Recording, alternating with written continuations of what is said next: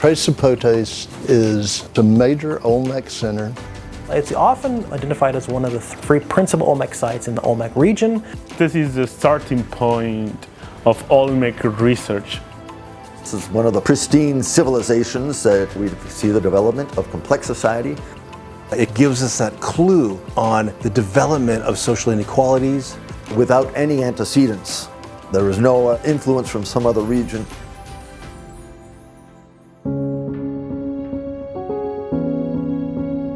It has a very long occupation for over 2,000 years. It was occupied between about 1250 BC, which is contemporaneous with San Lorenzo. At that time, Tres Zapotes was just a small village, but eventually it started growing and growing. It also had a little bit larger occupation during the Middle Formative period. Its apogee, its florescence, is a little after the Olmec period.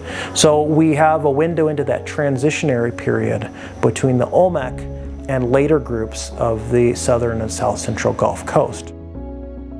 The first discovery of an Olmec head was made here.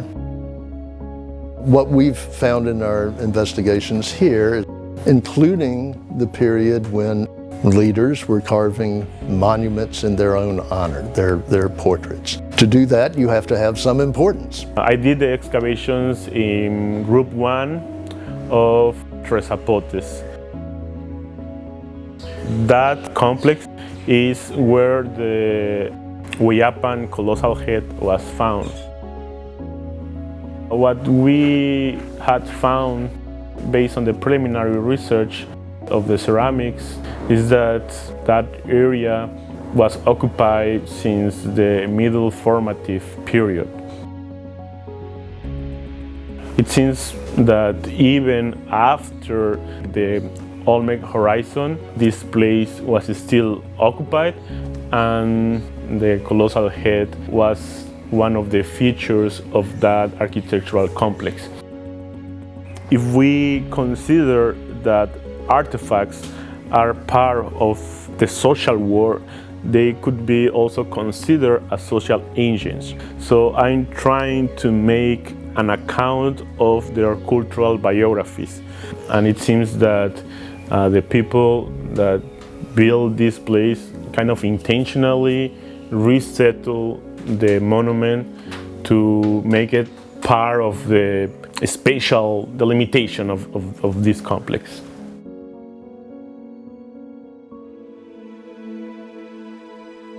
It's also where a very early inscription on Stela C was discovered. The second earliest long count date in Mesoamerica comes from Stela C at Tres Zapotes. Now, long count system was a calendrical system. Now, it's mostly associated with the Maya, although the earliest dates don't come from the Maya region. So we can see early development of calendrics, at least early use of the specific calendrical system at Tres Zapotes. So now we understand the context and where Tres Zapotes fits into the regional chronology. Research on the Regional Archaeological Survey and Excavation Project began in 1995 under the direction of Christopher Poole.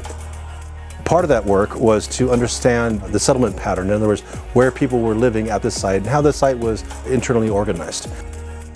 One of the problems was, as you got closer to the arroyo Hueyapan, which is the stream that passes through pretty much the center of the site, there was no surface material because of the river flooding every year and alluvium being deposited on the banks.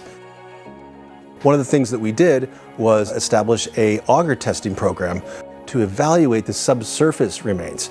And in doing so, we were able to document the occupation in the areas that there was no surface material. And so this was really a revolutionary technique in Olmec archaeology, and it revealed something really interesting and remarkable, which was the occupation at Tres Zapotes continued all the way to the river. But they were actually buried by meters and meters and meters of alluvium. So what it allows us to do was to determine the extent of the occupation and give us better indications to extrapolate the site's size and estimate population levels, which is really critical when you're talking about spatial organization and things like this. And As Chris Poole has proposed, there seems to be a different political organization at the site. In the late formative period, between about 400 BC and 1 AD, the organization of the site appears to have changed from one that had a kind of typical, kind of centralized structure to it, to one that had 4 separate civic ceremonial complexes, places where elites lived, where they administered, probably different factions of Tres Zapotes. And it's also different from other classic period sites where you usually have, sort of the ceremonial core that's right around one particular center.